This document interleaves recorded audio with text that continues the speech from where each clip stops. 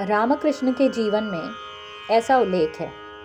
एक शूद्र महिला ने रानी रासमणी ने मंदिर बनवाया। चूंकि वे शूद्र थी, उसके मंदिर में कोई ब्राह्मण पूजा करने को राजी नहीं हुआ। हालांकि रासमणी खुद भी कभी मंदिर में अंदर नहीं गई थी, क्योंकि कहीं मंदिर अपवित्र न हो जाए।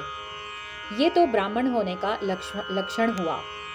जो अपने को शूद्र समझे वह ब्राह्मण, जो अपने को ब्राह्मण समझे वह शूद्र।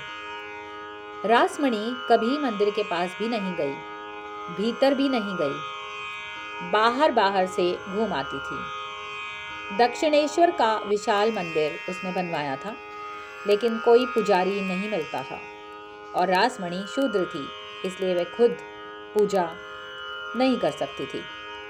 मंदिर क्या बिना पूजा के रह जाएगा? वह बड़ी दुखी थी, बड़ी पीड़ित थी, रोती थी, चिल्लाती थी कि कोई पुजारी भेज दो। फिर किसी ने खबर दी कि गदाधर नाम का एक ब्राह्मण लड़का है, उसका दिमाग थोड़ा गड़बड़ है, शायद वे राजी हो जाए। क्योंकि ये दुनिया इतनी समझदार है कि इसमें शायद गड़बड़ दिमाग के लोग हैं। क्योंकि ये दुनिया इतनी समझदार है कि इसमें शायद गड़बड़ दिमाग के लोग ही कभी थोड़े से समझदार हों तो हों। ये गदाधर ही बाद में रामकृष्ण बना। गदाधर को पूछा, उसने कहा कि ठीक है, आ जाएंगे। उसने एक बार भी नहीं कहा कि ब्राह्मण होकर मैं शूद्र के मंदिर में कैसे जाऊं। गदाधर ने कहा, ठीक है, प्रार्थना यहाँ करते हैं, वहां करेंगे। घर के लोगों ने भी रोका, मित्रों ने भी कहा कि कहीं और नौकरी दिला देंगे, नौकरी के पीछे अपने धर्म को खो रहा है। पर गदाधर ने कहा, नौकरी का सवाल नहीं है, भगवान बिना पूजा के रह जाएं, ये बात जचती नहीं, करेंगे। मगर तब खबर रासमणी को मिली कि ये पूजा तो करेगा, लेकिन पूजा में ये दीक्षित नहीं है, इसने कभी पूजा की नहीं है। ये अपने घर ही रहता है, ये अपने घर ही पूजा करता रहा है। इसकी पूजा का कोई शास्त्रीय ढंग विधि विधान नहीं है और इसकी पूजा भी जरा अनूठी है।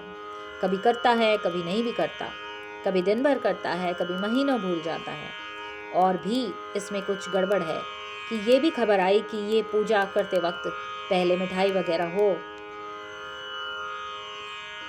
ये भी खबर आई कि ये पूजा करते वक्त पहले खुद भोग लगा लेता है अपने को, फिर भगवान को लगाता है, खुद चख लेता है मिठाई वगैरह हो तो। रासमणी ने कहा, अब आने दो, कम से कम कोई तो आता है। वो आया, लेकिन ये गड़बड़ें शुरू हो गई।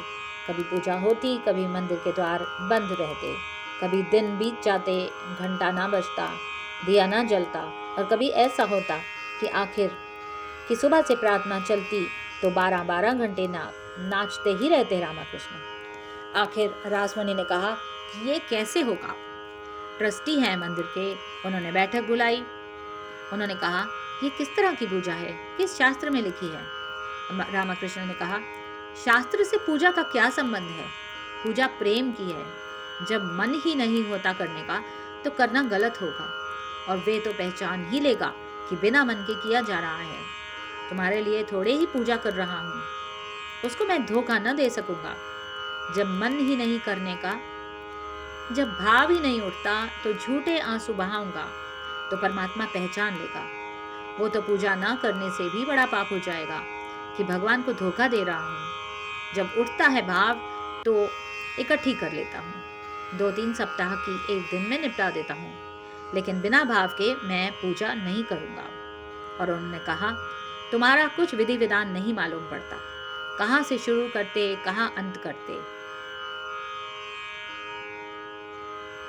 रामकृष्ण ने कहा, वे जैसा करवाता है वैसा हम करते हैं, हम अपना विधि विधान उस पर थोपते नहीं। ये कोई क्रियाकांड नहीं है, पूजा है, ये प्रेम है। रोज जैसी भाव दशा होती है वैसा होता है। कभी पहले फूल चढ़ाते हैं, कभी पहले आरती करते हैं, कभी नाचते हैं, कभी शांत बैठते हैं, कभी घंटा बजाते हैं, कभी नहीं भी बजाते। जैसा आविर्भाव होता है भीतर, वैसा ही वह करवाता है, वैसा ही करते हैं। हम कोई करने वाले नहीं। उन्होंने कहा, ये भी जाने दो, लेकिन ये तो बात गुनाह की है कि तुम पहले खुद चख लेते हो फिर भगवान को भोग लगाते हो। कहीं दुनिया में ऐसा सुना नहीं। पहले भगवान को भोग लगाओ फिर प्रसाद ग्रहण करो। तुम भोग खुद को लगाते हो, प्रसाद भगवान को देते हो। रामकृष्ण ने कहा, ये तो मैं कभी नहीं कर सकूंगा। जैसा मैं करता हूँ वैसा ही करूंगा। मेरी माँ भी जब कुछ बनाती थी तो पहले खुद चख लेती थी, फिर मुझे देती थी। पता नहीं देने योग्य है भी या नहीं। कभी मिठाई में शक्कर ज्यादा होती है, मुझे ही नहीं जचती तो मैं उसे नहीं लगाता। कभी शक्कर होती ही नहीं, मुझे ही नहीं जचती तो भगवान को कैसे प्रीति कर लगेगी। जो मेरी माँ न कर सकी मेरे लिए, वे मैं परमात्मा के लिए नहीं कर सकता हूँ। ऐसे प्रेम से जो भक्ति उठती है वो तो रोज रोज नई होगी।